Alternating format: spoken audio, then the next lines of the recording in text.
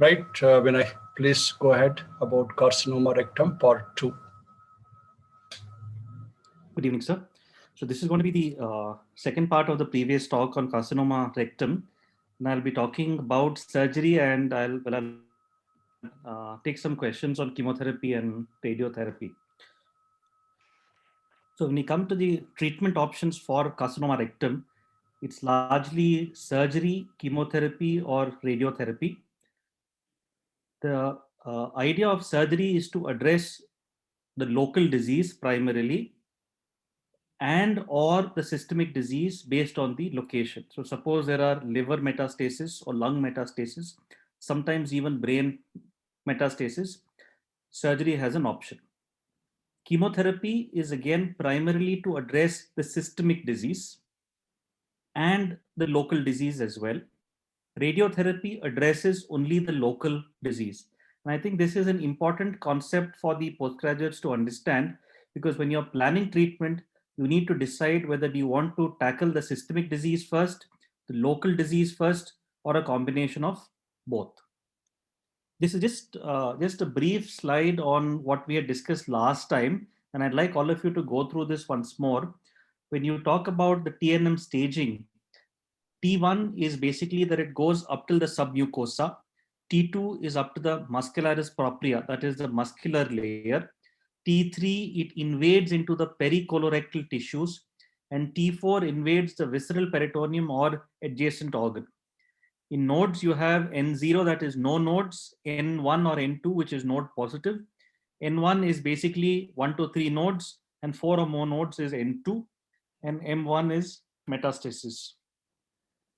This is something that all postgraduates should do for different carcinomas, whether it's esophagus, stomach, pancreas, colon, rectum, thyroid, breast, is to have this chart made and color code each, whether it's stage 1, stage 2, stage 3, stage 4. And this becomes easier for you to sort of plan out the treatment and to talk about it either in your theory or your practicals. Okay.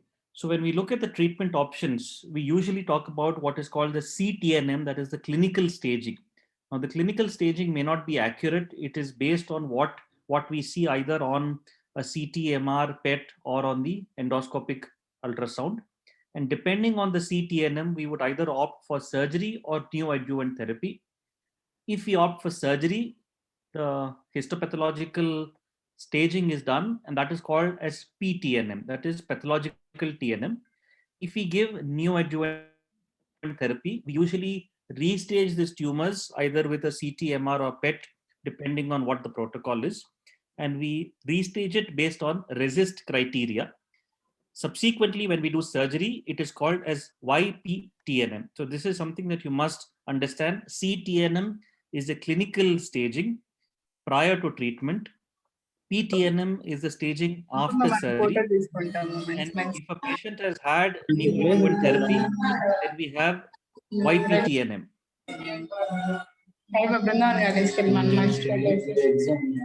Requesting Pavan Kumar to mute himself, please.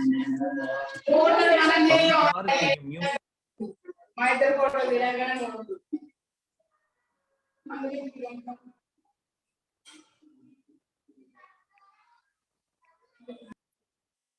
Okay.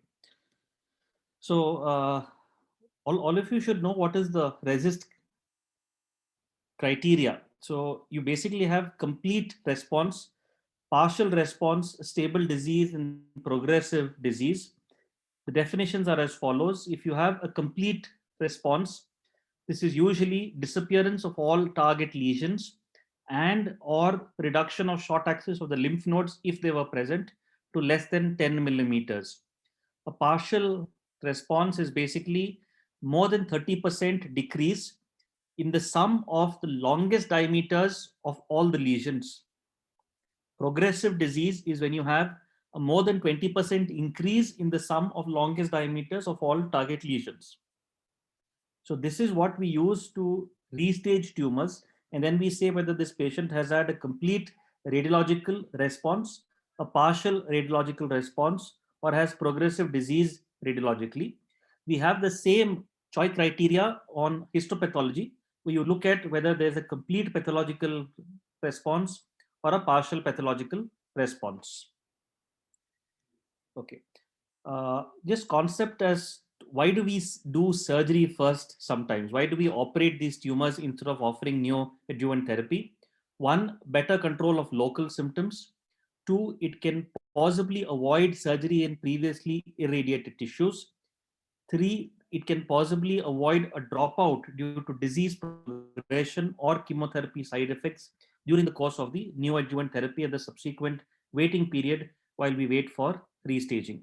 Disadvantages of doing surgery first is that a delayed recovery or a complication from the surgery, particularly either a leak or a surgical site infection, can lead to delay in chemotherapy, and a delay in chemotherapy only leads to more systemic disease. So again, patients, when we want to do surgery first, usually have local disease and they may or may not have systemic disease.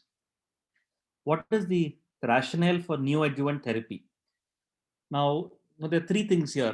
Whenever they ask you either in theory or practicals as to what the advantages, disadvantages are, you need to understand that one is what is the rationale or why it was put forth, what the described advantages, disadvantages are, and what the data suggests. And all these three is different. So the rationale behind proposing neoadjuvant therapy was to treat the micrometastasis, that is the circulating tumor cells, the tumor cluster cells that are there in either in the lymph nodes or in different solid organs. The advantages are it can downstage the disease. So what is previously a T3N1, if it becomes a T2N0, so you are shifting the stage from stage 3 to stage 2. That is called downstaging disease. Better tolerance of chemotherapy because the patient is fit, has not had previous surgery. Third, sphincter preservation. So when you have a tumor that is close to the sphincter complex, there is a possibility that one can avoid doing an abdominoperineal resection and get away with either a low anterior resection or an ultra low anterior resection. The fourth is lower side effects of radiation because the tissues being irradiated are treatment naive tissues. Now, what this means is when you have a rectum in situ and you're giving radiation to that, the radiation is largely absorbed by the rectum and the surrounding structures. When you have done a surgery and then you have a neorectum or the sigmoid colon or the left colon that is anastomosed to the sphincter complex or the anal canal, and you may have small bowel radiations that is there, the effect of the radiation isn't on the tumor, but it is on the tumor bed, on the anastomotic site, and possible bowel that is adherent there. This can lead to greater side effects, possibly several months to several years down the line. Last one is it helps to weed out poor biology tumors. So while you're giving neoadjuvant therapy, if a patient tends to have progressive disease, which means that surgery might not have helped treat these patients because these patients had systemic disease or micro metastasis, which would have progressed even if he'd done surgery. Okay. Disadvantages of neoadjuvant therapy is it can delay definitive surgery. There is a risk of disease progression, and in obstructed tumors or near total obstruction, there is a possibility of patient developing obstruction or complications while he's on neoadjuvant therapy. Now, what I have described is the theoretical advantages or disadvantages. What the data shows is that there is a reduced local recurrence and neoadjuvant therapy improves R0 resection rates. Okay, I'll just stop here. If there's any questions, well, I'll take it. Well, and then I'll go on to the next.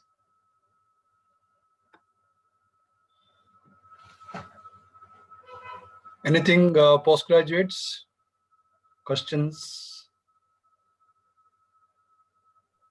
Good evening, sir. Can you explain the meaning of poor biology tumors once again? Okay. So when we talk about tumor biology, it basically means that no matter what treatment that we do, there are some patients that are going to metastasize and there are some patients that will not metastasize. Now taking a step backwards, there are two concepts of tumor biology that has been described. One is the Halstadian concept and the Fisher concept. It was initially described for carcinoma breast.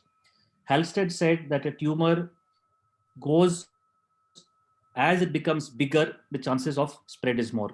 Whereas Fisher told that even from early stages, there is a possibility of metastasis. So any tumor is a systemic disease, even when it is T1 or T2. Okay, so that is the concept that is there.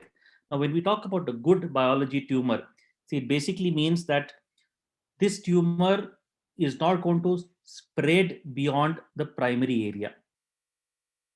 It is not going to invade surrounding tissues. When you have a poor biology tumors, these are the subgroup of tumors that tend to metastasize. Did you understand the concept? Yes, sir. Yes, sir. Okay. Thank you so much. Okay. Yes, Ravi Shankar, you have to unmute and speak.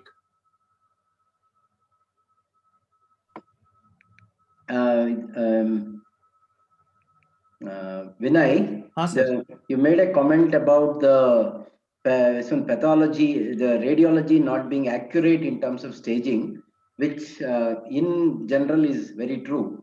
But basically, there is a very fantastic pathologist in Imperial Cancer Center, Basingstoke in England, called Gina Brown, who is the pioneer of MR rectum, with the rectal coil.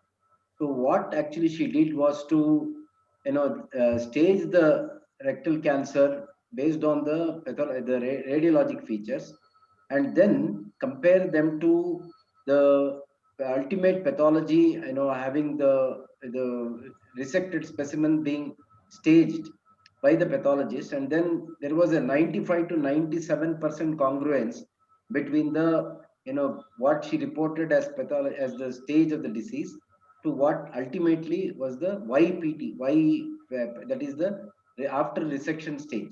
So basically, it can be done, but obviously, everybody can't be Gina Brown, who is extremely, dedicated and interested in that. But rectal coil MR scan has made a huge difference in terms of radiologic staging, which is very similar to pathologic staging. So the advantages of this is, if, for example, you have done a neoadjuvant chemoradiation in a locally advanced tumor, and you have an MR staging before and after, you can probably say whether there is complete pathologic response, though based on the congruence between the pathology and radiology, though you may be wrong in about 2 or 3% or even up to 5%. For example, in patients who are very ill, who have a lot of comorbidities and elderly, you may be able to avoid surgery based on the fact that there is about 15 to 25% of these patients will have complete pathologic response. True, sir. I'd agree with you.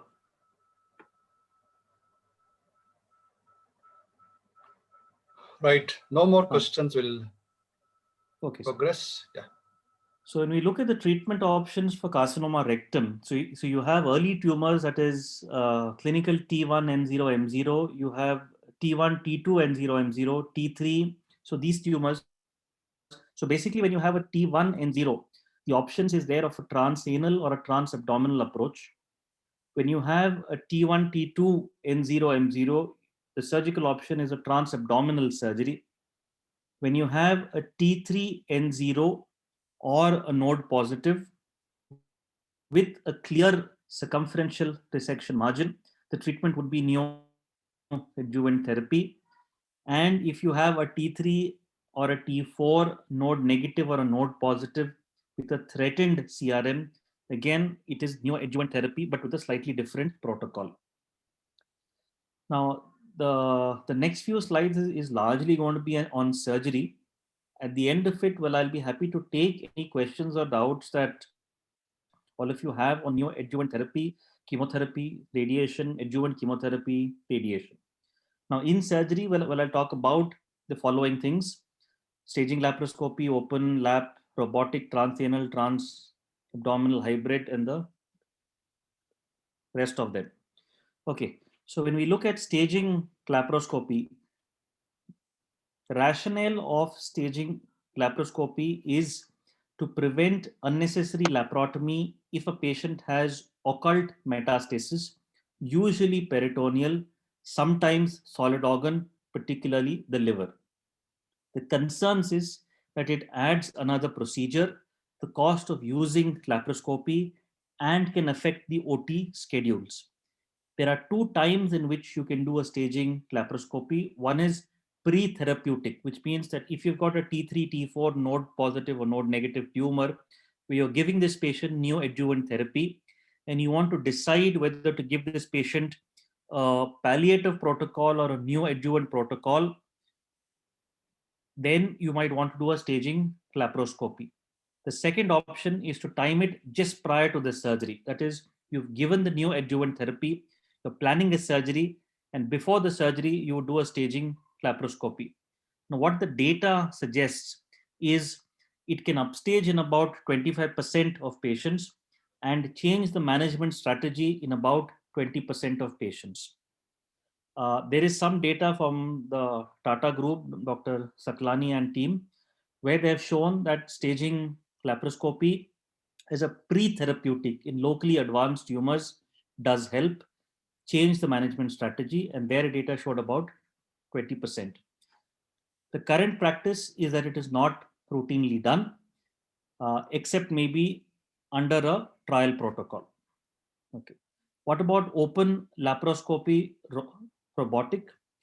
Open is traditionally considered to be the gold standard. Laparoscopic surgeries have similar outcomes, and this is what the data says in terms of resection margin, lymph node yield, the quality of the total mesorectal excision, and the functional outcome in the short term. There is no long-term data on the functional outcome.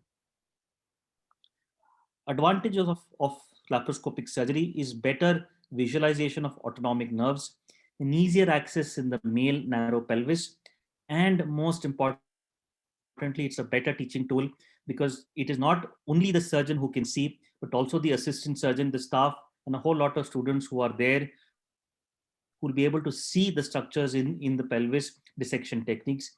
And therefore, laparoscopic and robotic techniques are in vogue predominantly as better teaching tools.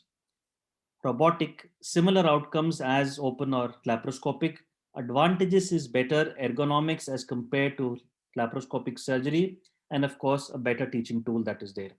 Now, there's a lot of good quality data for those interested. There are 4 classical trials, the Color, Korean, Classic, and the a la carte for laparoscopic, and the ROLA trial for robotic surgery. The only concern is that most have been powered for non-inferiority and not superiority, and therefore, for us to say that one technique is superior to the other is difficult to conclude. So the current practice largely depends on what is the local expertise, and I think most importantly, what is a personal audit. And all of us should do this. Look at your own data on laparoscopic or robotic surgeries, and if you're able to achieve the same results as open in your hands, laparoscopic or robotic is good.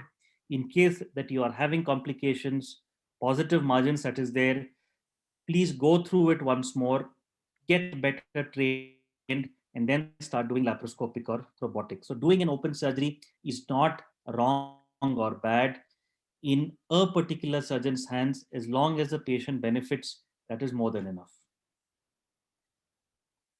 Okay, so coming to can I just take some questions there, sir? Because the next is about 5-6 slides are on the same thing. Yes, Ravi Shankar has a question. Yeah.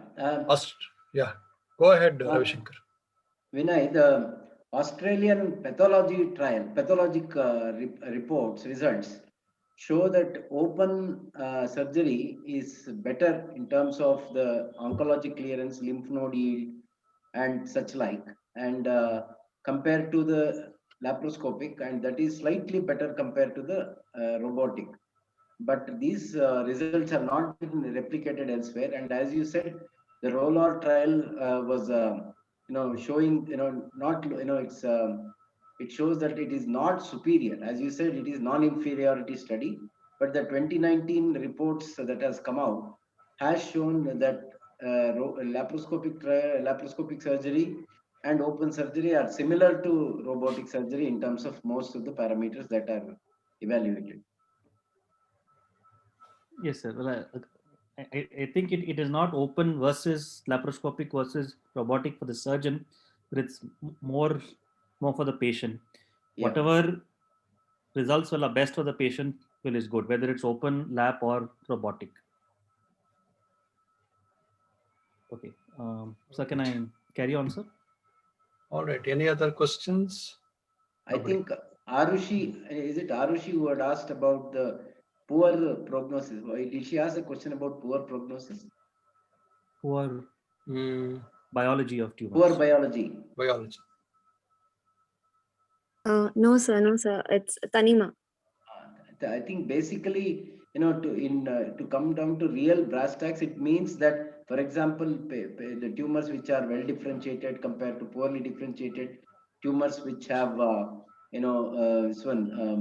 mucin secreting or signatoring cells and things like that, and if there is significant amount of aneuploidy and all these things, so pathologic features which indicate that the tumor is less likely to behave well. These are called poor, for example, they used to call them poor bees. Even when the lymph node was not involved, if the only the muscularis was being this one, and even though there was no lymph node involvement, with these features they used to be called poor bees, and such people would be given chemotherapy post-operative. So these are called poor biology tumors, I think. Thank you, sir.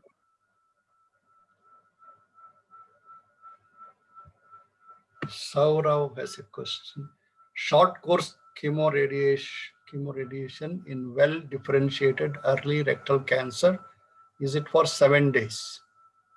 Short course chemoradiation. So my typing was wrong, sir. Actually, I wanted to mention that sometimes in case of poor biology, sometimes it is preferred that 7 days of preoperative chemoradiotherapy followed immediately by surgery. In case it is early rectal but poor biology, sir. So see, yeah, I'll answer that. I'll come to this in the end, but I'll answer it here. See, the idea of doing a short course and a long course chemotherapy is to try and or to decrease the time period when you're waiting. The short course radiation is basically for 5 days. So it is 5 gray into 5 fractions over 5 days. So it's not 7 days one. You can add chemotherapy to that, or you may not add chemotherapy to that. If you give a short course radiation, instead of waiting for about 8 to 12 weeks, you usually operate within a week or two. Now, to answer your specific question, that when you've got a poor biology tumors, would you want to give a short course chemotherapy? My answer would be no, because a poor biology tumors means that they are more likely to spread or have systemic disease. And therefore, you would want to give this patient adequate systemic therapy. And that is the first slide that I showed you, is that the idea of every treatment, whether it's surgery, chemotherapy, or radiation, is to serve a specific function. So if you're looking at a high risk patient, not high risk, a poor biology tumor, a patient who's likely to spread, a bulky tumor, maybe node positive, you would want to give this patient a full benefit of chemotherapy and only then operate. And I'll come to some of those points right at the end. Is that okay, Saurav? Yes, sir. Yes, thank you. I agree with you totally. I think that's correct. Yeah, we'll go forward. Yes, sir. So when you look at trans-abdominal approach versus a transanal approach versus a hybrid approach that is there, these are just some terms that I'm going to introduce, and then we'll talk a little more in detail about this. So you have a TME or a PME. A TME is basically a total mesorectal excision where you remove the entire mesorectum. A PME is a partial mesorectal excision.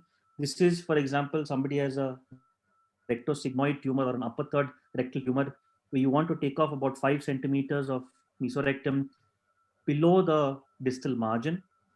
This is called a partial mesorectal excision.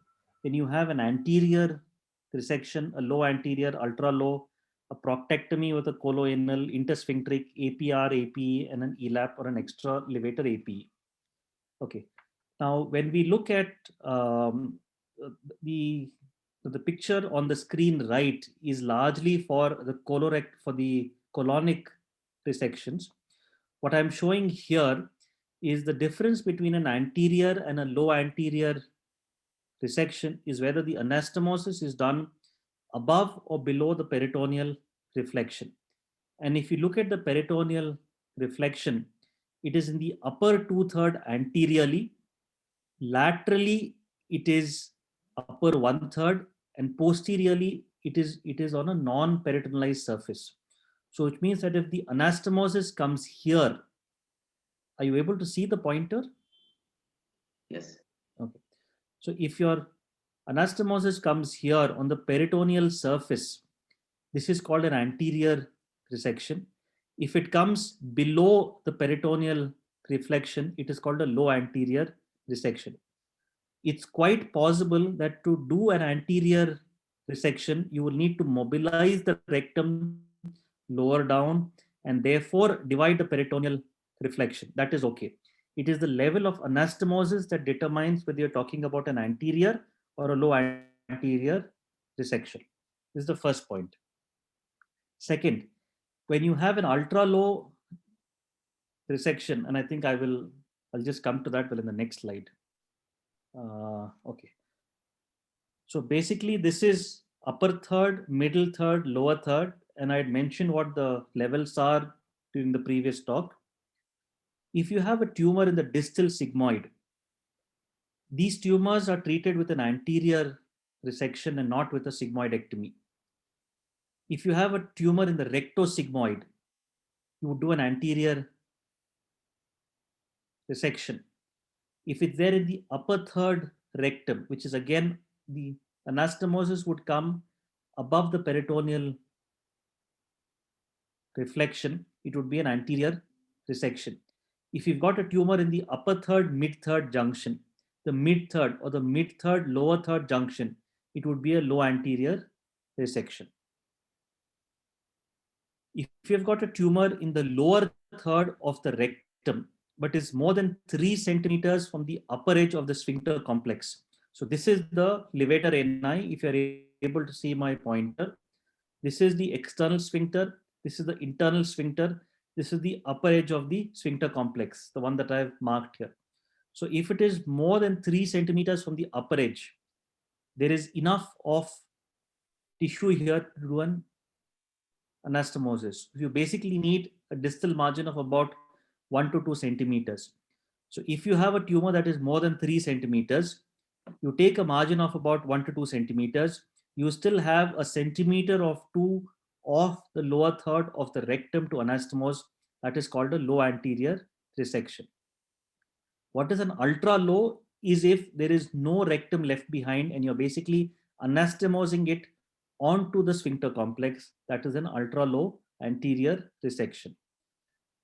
A tumor that is there in the lower third, which is more than 1 to 2 centimeters from the upper edge of the sphincter complex. So if it is located here, this would be an ultra low anterior resection.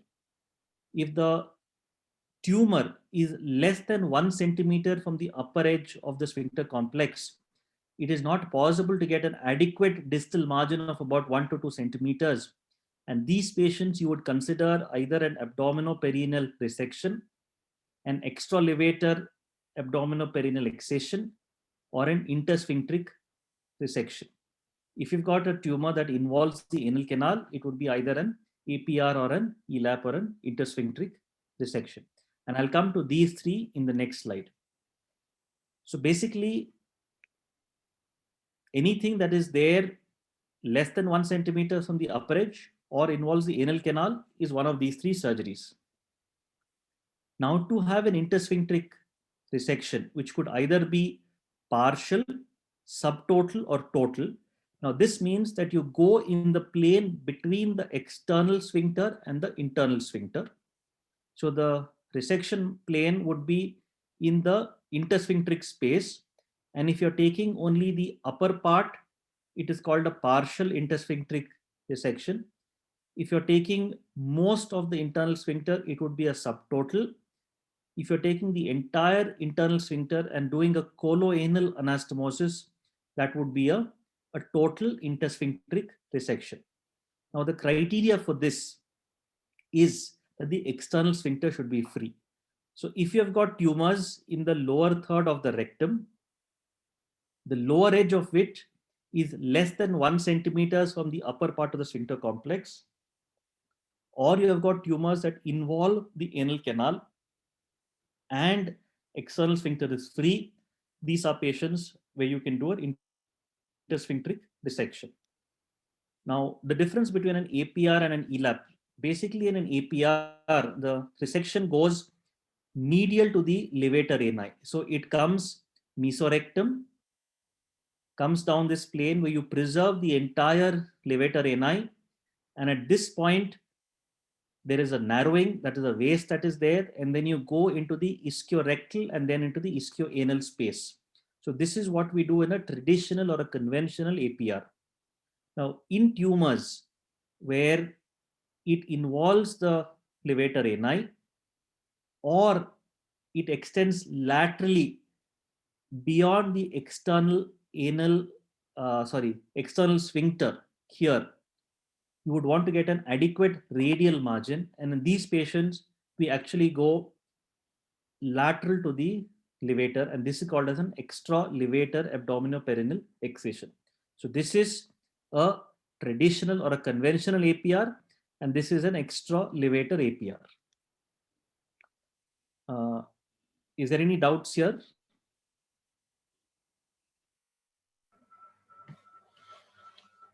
Nobody has put any questions in the chat box. Anybody has questions? I think that's nicely explained, Vinay. Yes. Very clear. Okay. Ravi, any comments? No, I think he's absolutely right. Everything is very clear, very crystal clear. Right. So, so when we talk about APR versus sphincter saving surgeries, indication for doing an abdominoperineal resection with a permanent stoma is if it involves the external sphincter. A sphincter saving surgery can be done if it doesn't involve the external sphincter. Advantages of an APR is a better local control because you're getting a much better lateral or a radial margin. Advantages of a sphincter saving surgery is it avoids a permanent stoma. Disadvantages of an APR is a permanent stoma. Disadvantages of a sphincter saving surgery, particularly in elderly patients, particularly in patients who've had intersphincteric resections, is a much higher incidence of fecal soiling. Fecal soiling means inadvertent passage of gas, liquid or solid stools, either in the day or in the night. Now, what the data says is that sphincter saving surgeries have better quality of life parameters. Although there have been 1 or 2 studies that are in favor of APR, in general, sphincter saving surgeries have better quality of life parameters without any difference in overall survival, disease-free survival, or local recurrence. And therefore, the current practice is an informed decision by the treating team and the patient/family. It would depend on location of tumor, like I have discussed, involvement of the sphincter complex, more importantly, body habitus, sphincter tone, expertise, and a personal audit. In obese patients, the ability to do a sphincter saving surgery is more difficult because of access problems. In elderly patients or patients who have had episiotomies, the sphincter tone is less, and therefore attempting an intersphincteric resection in these patients can have a higher incidence of fecal soiling. And if you do a subgroup analysis of patients who had fecal soiling, their quality of life parameters are not very good. Of course, expertise and personal audit is important here. Okay, now coming to transanal. When we look at transanal, these are new terms that have come out in the past 5-6 years. One is a transanal excision, one is TEMS, that is a transanal endoscopic microsurgery. You have TAMIS, which is a transanal minimal access surgery. And you have the TATME, that is a transanal total mesorectal excision. You have the hybrid approaches where you can do a transanal, transabdominal, which would either be one team or two teams, with one team operating from below and another team operating from the abdomen, which is how we normally do an APR. Now, the difference between a transanal excision and the rest is basically transanal excision uses the same instruments as an open surgery. So you don't need any specialized instrumentation to do a transanal excision. In TEMS, there is a specific TEM port that is there. Sorry, not port, it's an instrument. It is similar to a proctoscope or a rigid sigmoidoscope, shorter in length, about 20 centimeters. Disadvantage is that the angle of movement is much less only because of the length of the instrument. TAMIS is used when we use a SILS port that is there. The port that is marketed by Covidien is called Gel Point. This is a shorter length port, and therefore the angle of movement well is much more. TATME is where we use a TAMIS approach and we do a total mesorectal excision. So these are just terminologies that you are going to come across and what each terminology means. Now, when do we do a transanal excision? It should be a T1 or less tumor, less than 30% of the circumference of the rectum, and within 3 centimeters from the dentate line. You can do a TEMS or a TAMIS if it is T1, sometimes even T2 or less. Up to 30-40% of the circumference is okay. If it's an anteriorly or laterally placed tumor, it could be in the lower third or the lower third, mid third junction. And this is largely because you don't have adequate mesorectum above that, so that even in case there's a perforation, there is no problem. Whereas if it's a posterior placed tumor, you can operate on the entire rectum with a TEMS or a TAMIS approach. A transanal TME tumors is indicated generally for lower third tumors or anal canal tumors. The rationale is, unlike the first two, transanal TEMS or TAMIS, you do not remove the entire mesorectum. A transanal TME removes the entire mesorectum, and therefore you're addressing the nodes as well. In transanal TEMS or TAMIS, it is only the primary, that is a T, that is addressed, not the nodes. Okay. So when do we need to do a local resection or a TME? If it is a node, clinical node negative T1 or less, we can do a local resection, that is either a transanal, a TEMS or a TAMIS. If it is T1 or more, or you have nodes in the mesorectum, you can either do a TATME or a regular transabdominal approach. Okay, so this is a slide that I want all of you to concentrate on. So basically, when we look at the cross section of the male pelvis that is there, so you have the rectum, you have the bladder, you have the prostate that would come here. Yeah, the neurovascular bundle comes on either side of the prostate well in the bladder, and anteriorly you have the Denonvillers fascia. And the Denonvillers fascia is basically a condensation of the pelvic peritoneum and the peritoneum that covers the rectum. Okay. Now, the importance of Denonvillers fascia is that it gives us an identification for going in the correct plane. Now, there are 3 planes in which that we can go. If we go, so this is the rectal wall, this is the mesorectum, this is the Denonvillers fascia, this is the prostate or the bladder or the seminal vesicles that is there. Now, if we go in the mesorectum, the plane is called a closed rectum, closed rectal plane. If we go inside the Denonvillers fascia, that is towards the rectum, preserving the Denonvillers fascia, this is the correct mesorectal plane. If we go between the Denonvillers and the prostate, it is called an extra mesorectal plane. Disadvantage of going in this plane is that you can injure the neurovascular bundle, which doesn't come here, but it comes on either side. So when you create a plane here and you start developing it on either side, there's a potential for damage to the neurovascular bundle. Second, the prostatic plexus or veins can be injured, and this can lead to bleeding. So what you should see is a white, well, I wouldn't say glistening, but it's a white, thick condensation of tissue that is seen. And this has to be left behind on the patient side. And you go between the mesorectum and this for a regular surgery. If you have got a threatened mesorectum or an anteriorly placed tumor, in that case, you can go as an extra mesorectal plane. Is there any doubts on this? Because this is an important concept for all of you to understand. Right. Any questions?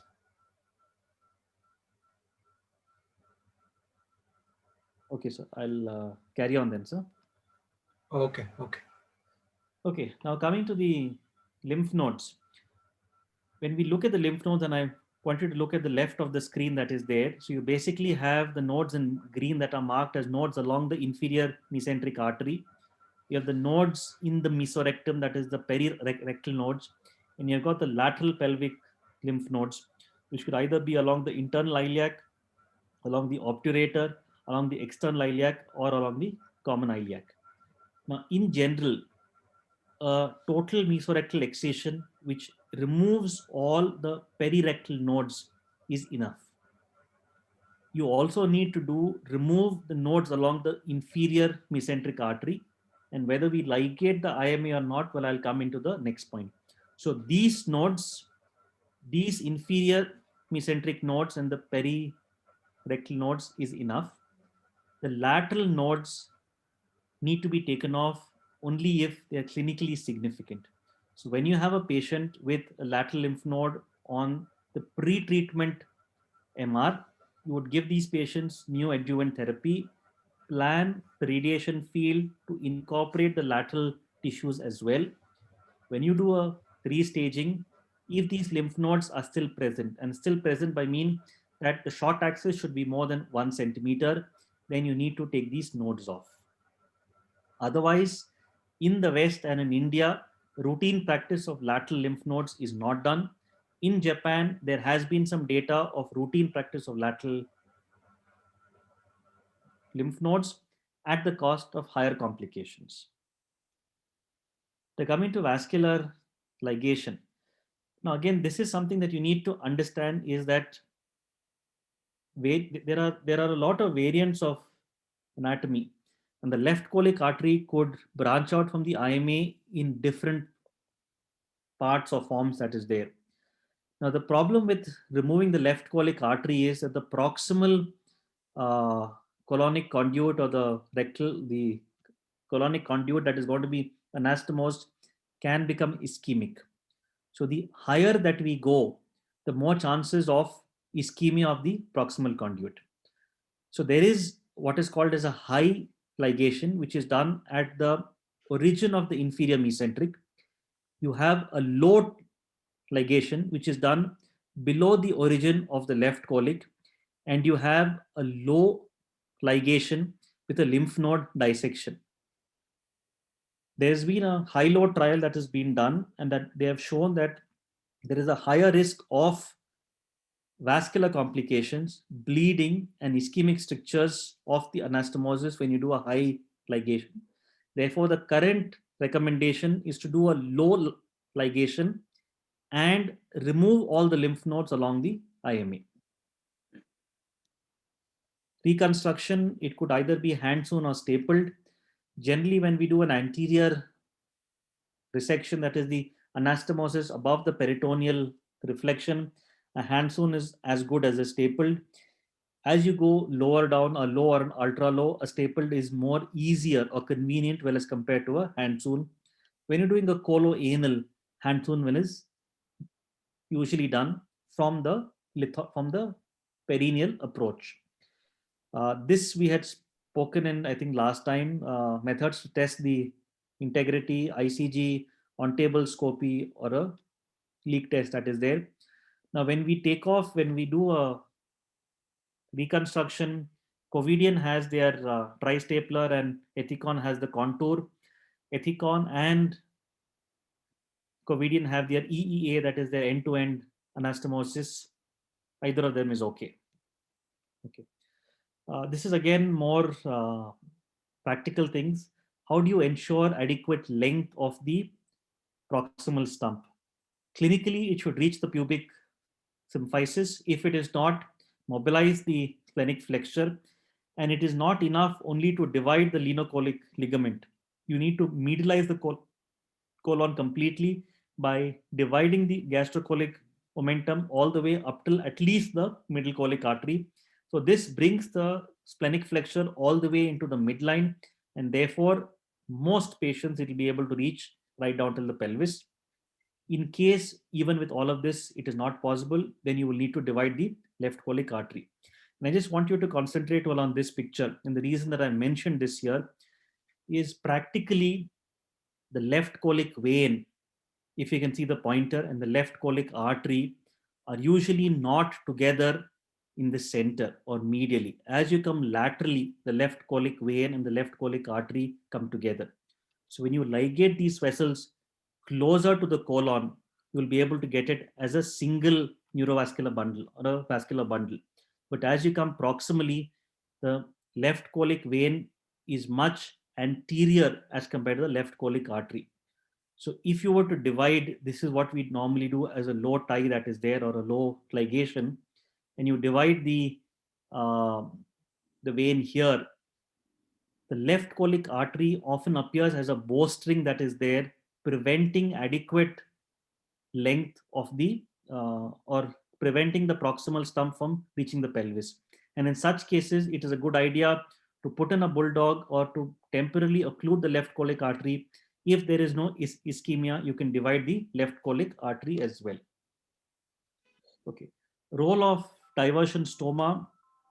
Indications is when you're doing a low or an ultra low anastomosis, if you've given the patient neoadjuvant radiation, if there is tension on the anastomosis or a positive leak test.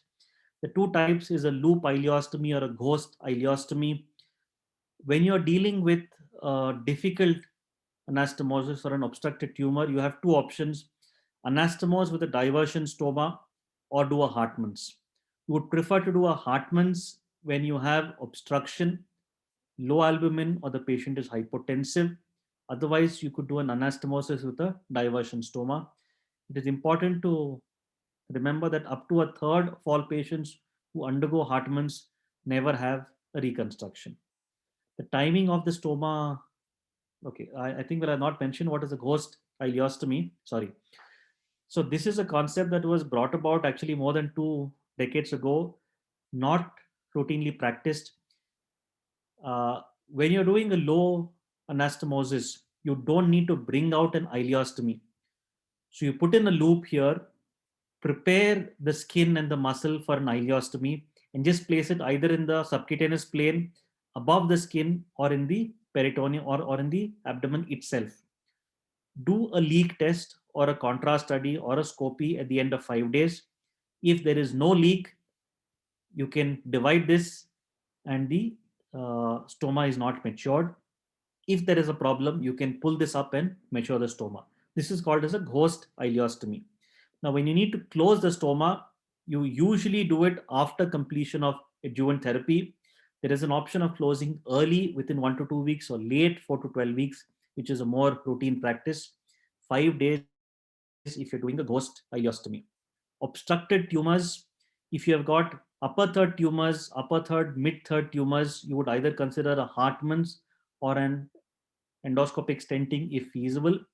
If you have got lower tumors present in the middle or the lower third, a Hartmann's endoscopic stenting is not practical. These patients do a diversion stoma, give them neoadjuvant therapy, and then treat the patient accordingly. Okay, so I'll just stop here. If there's any questions, well, I'll take it. And on chemotherapy, radiation, etc. Right. I don't see any questions in chat box. I think you have explained very well with diagrams and all, but too much material for them, I think, I know, sir. to digest. Anyway, Yes, sir. yeah. Sir, one Questions? question, sir. Sir, one question, sir. Sir, while answering in the exam, sir, should I mention that term, that low ligation, high ligation, that term that you mentioned about inflammation fix? Because the books they still are mentioning high ligation only. So if you look at see the books, the latest edition of the books is about 5 to 6 years behind. Yes, sir. Yes, Because sir. Correct, okay, sir. so whatever data that we have now is the Hilo trial, I think, came out in 2015. So maybe a 2021 or a 2022 Okay, edition sir. would have that. But see, this is a concept that I want people to understand, is that when you do a high ligation, you're taking off the left colic, you're taking off the sigmoid branches and the entire IMA. So the chances of ischemia of the proximal stump, if the marginal arcade is not good, is much higher, and that is what the data says. So you don't need to ligate above the left colic artery, ligate below the left colic artery, taking off these lymph nodes. In your practical, in your Viva, if you have reached this point and you mention this, you have done very well. So you don't have to worry about whatever you have to mention. Vinay, Yes, sir. Saurav is asking about coning in TME.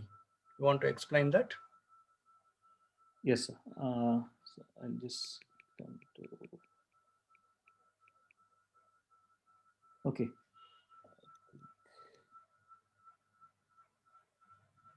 Okay. So basically, when we do a total mesorectal excision, we remove the mesorectum. And as we come lower down, mesorectum becomes narrower because of the levator ani. So at this point, there is a wasting or a coning that is there. And therefore, in tumors that are there at this junction, in order to achieve a better radial margin or a lateral margin, we do what is called as an extra levator or a cylindrical APR. So this basically goes all the way like this, instead of having a narrowing or a wasting or a coning here. That's what it means. Dr. Gurshantapa, good evening. He has a question. If Good you evening, find... sir. Good evening. Good evening. Hey, sir. Your ghost ileostomy lumen is not open. Yeah. Please go ahead. Yeah, I wanted to know, because the diagram was shown for ghost ileostomy. Yes, Is the lumen open to the surface, or it is just a loop kept underneath the abdominal wall? Yes, sir. So both is possible. So the lumen is not opened. So it is not opened. So it is still closed. But the loop can be placed either in the abdomen, in the subcutaneous plane, or outside. All three are accepted.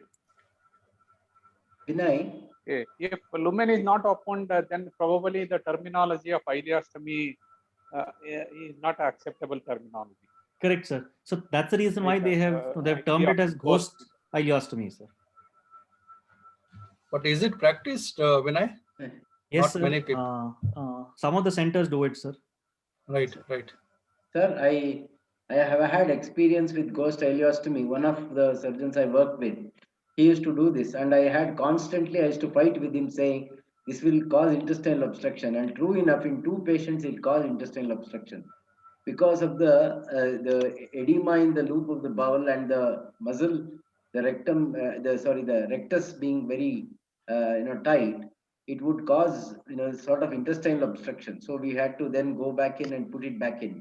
So I think the concept, while it may be a little bit attractive, I don't think it works that well. So which is why Vinay said very rightly that it is not practiced widely, and it's probably being given up in places where it is being practiced. Ravi Shankar, there is a method for a recurrent sigmoid volvulus wherein a large bowel, the loop of the large bowel is placed in the layers of the abdominal wall on the left side. It is one of the type of like a pexy, sigmoidopexy. The large bowel will withstand this, keeping where still the large bowel can have peristalsis in spite of being within the layer of the abdominal wall. But small bowel, like you said, straight away it will go for either for a gangrenous segment or it will go for intestinal obstruction. Hence, probably it has remained as a ghost only. It has not been practiced. Correct. Correct. Okay. Vinay, the diagram that you put up showing the Denon-Villiers fascia, it's a very, very beautiful. I think you made the comment very rightly. It is actually that was actually shown by Bill Heald, where he showed the the TME, and this I think the two layers of Denon-Villiers fascia, all this anatomy actually I think has been dissected out and shown by him. So I think it's a very, very good concept. Yes, sir. Shivram, just I wanted one clarification. When he showed that vascular arcade and planning whether we need to do a high ligation or a low ligation, if we can demonstrate pre-op or if we can find out an arc of Riolan, which is not there in all 100 cases, which is present around 50 plus. If you find out that arcade which connects the superior and inferior mesenteric vessel, then straight away we can go with a high ligation irrespective of any other indications. If arc of Riolan is absent, then like what he has mentioned, we have to decide depending on high or low. One point for the postgraduates. Yes, sir. Because it may be asked what is arc of Riolan, what is its importance? Maybe some postgraduates, if they have done well in the part of their beginning presentation, these things can be asked. Yes, sir. Right. All right, Vinay. Okay, sir. Yes, sir. Yeah. Thank you, sir. Thank you. Sir, one final comment, sir. Sir, tell me. I think ultimately, this is it's a very tough topic. You have covered it very well. I think ultimately the carcinoma rectum is a very difficult, topic to deal with, both from a surgeon's point of view and a patient's point of view. I think there are a lot of factors that come into play: the patient's general condition, comorbidities, and then whether it's a locally advanced tumor or an early rectal tumor. And even in early rectal tumor, if it is a polypoid growth or if it is a flat growth, because the SM1, SM2, SM3, there is a high degree of lymph node metastasis. So even if it is an early tumor, there is a 12 to 20% chance of lymph node metastasis. So all these things come into play, and then there is now the neoadjuvant or short course radiotherapy, chemoradiation, all these things. And then whether the patient has had partial response or complete response. And all these things come into play, and the patients whether they want stoma or they're reluctant to have a stoma. So many factors come into play into finally deciding what surgery you should be doing. So it's a very complicated topic. I think it is how you actually sort of discuss it if you get it in the exams, either in theory or in the clinicals. Dr. Vinay. Yes, sir. Now there are a lot of patients who have complete response. Yes, sir. And if you go for surgery or anything, you may not make out where the tumor or is there or not. Yes, sir. So can we just leave them as it is and observe them? There are some papers on that, no? Yes, sir. So there is a group from South America, Dr. Hebergama. So she's done a lot of work on this. Theoretically, yes, where it is possible to follow up these patients. Now, the only problem is that the follow-up regimen that has been described is very intensive, with an MRI being done every 6 to 12 weeks. This is what they recommend for almost a year to 2 years time. Now, in a cost-intensive country like India, well, it is not practical to follow the same regimen that is there. And therefore, well, if you do MRIs every 3 months or 6 months, the chances of missing out these patients are higher. But yes, if there is a complete clinical response, both endoscopic and radiological, we do discuss the option of wait and watch with these patients. Younger patients, fitter patients, we would operate. It is the elderly patients with comorbidities where we usually wait and watch, sir. I think that is a very good point. Dr. Shivaram, one more thing to add to this is that even there is now literature available to show that even with the pathologic or the radiologic complete response, if they develop recurrences later, their either the local recurrence or overall survival does not change. So, which is probably the reason where you can wait and watch. And what Vinay said is right. In younger patients, you offer surgery. Elderly patients, you may wait. You may opt to wait and watch because of their comorbidity. Correct. There was a patient, everybody said surgery in Bangalore. He went straight to Memorial Sloan Kettering, and there was totally response. They said same wait and watch policy, MRI every 3 months, first 2 years or so, and now it's about 6 to 8 years. He didn't had any surgery for that. Still on observation. So there are very, very selective patients, I think, where follow-up is very, very important. If we lose them for follow-up, then it may be very difficult. Yes. Dr. Gurshantappa, any experience on this? Yeah, there are a good number. Even we see some cases like he has rightly mentioned elderly with comorbid, and you have chosen non-surgical treatment as the first option. Definitely, they do well, and just a follow-up, I think, should suffice. This type also it is explained more often even in esophagus also. Where on imaging and scopy wise we find out absolutely no disease. Even pathologically there is no disease. Repeated biopsies also are not showing any diseases. And to add to this, in rectum, lymphoma is one of the possibilities as a malignancy in the rectum. These are the cases which are a good number included in this type of treatment, wherein they will have a complete pathological response and probably may not require any surgical intervention, because lymphoma makes one of the good percentage of group of diseases in the rectum versus esophagus. So yes, rightly mentioned, maybe the primary and the only treatment other than surgical modalities. Definitely. Thank you, Doctor. Another problem, many times we see clinicians. Shivaram, Yes. Shivaram, Yeah, go ahead. Yeah, I wanted one mentioned extra levator surgical procedures, like it was brought. Is it done in prone position by a pre-sacral route? Most of these surgeries, which is coming up in one of the conferences, the one from North, he had a good number of series on this procedure. Extra levator total mesorectal excision by in prone position through like pre-sacral route. I don't know. Anything, any idea, Shivaram? Sir. So actually, so there are two routes. One is the abdominal, the perineal, and the presacral. The presacral or the posterior approach is largely for retrorectal tumors. This again could be transsacral or lateral. When we talk about the APR, it is either in lithotomy position or prone position. There are advantages, disadvantages to both. Advantages for the prone position is that visibility will is much easier.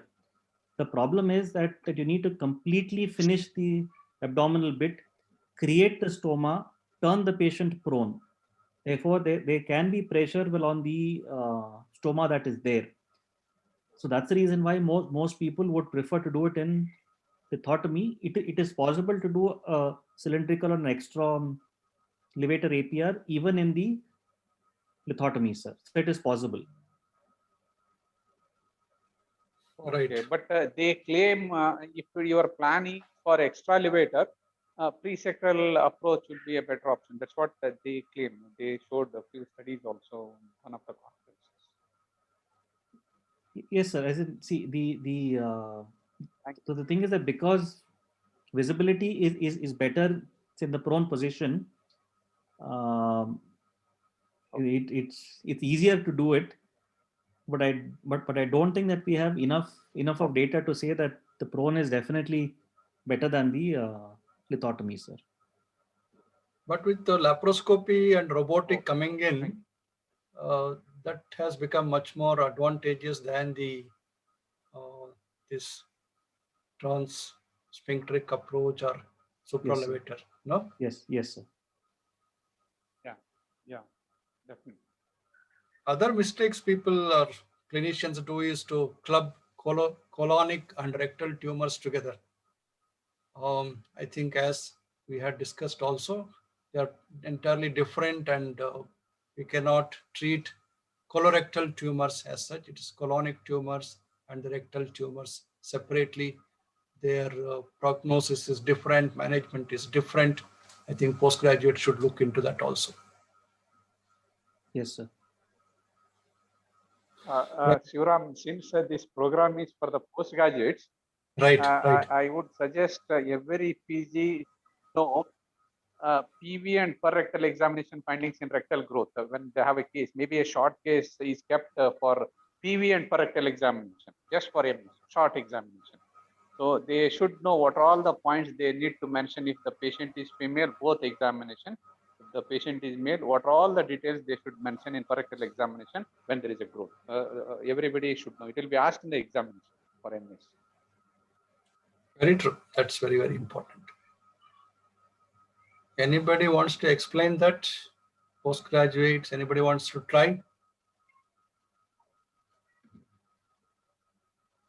Oh, 10. Okay. I think time is up, Ravi Shankar. Shall we close down? Yes, I think they say that examination under anesthesia, which is not practiced so much in this country, but most of the patients with rectal cancer, the first evaluation is done under anesthesia.